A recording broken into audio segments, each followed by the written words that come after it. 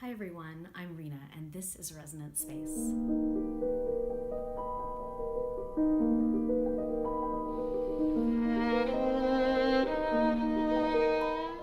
So today I want to address this idea that sometimes the best solutions are the most boring to talk about.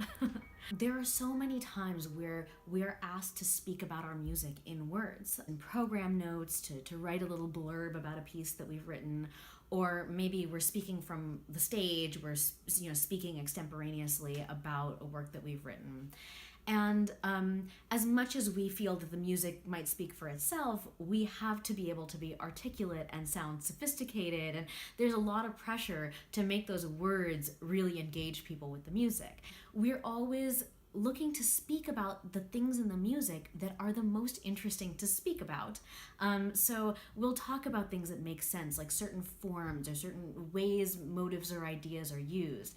And yet that always feels like a little bit of a conflict for me, because sometimes the things I really, really love about the music, that I just love about the music itself, don't always sound that great when I talk about them. They sometimes sound kind of boring when I put them into words. And that specifically sometimes happens in my own music. I was working on this orchestra piece called Averthan. It was like last year. And I was trying to create this section that felt really timeless, but I had to give it some kind of tempo because it was an orchestra, so I had to give it some way for things to align. So I had picked this tempo that I thought would work, and I was trying to align the melodies with it.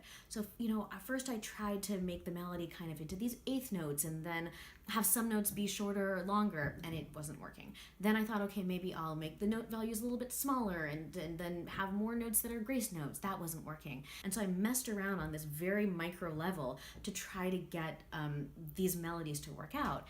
And then what I realized, like after messing around for hours, I realized that what the solution was just that I needed to make the tempo, it was 44 BPM, and I just needed to lower it to 42 BPM. And when I lowered it, just those two metronome clicks, which were, basically inaudible to an audience, somehow those melodies came completely into focus.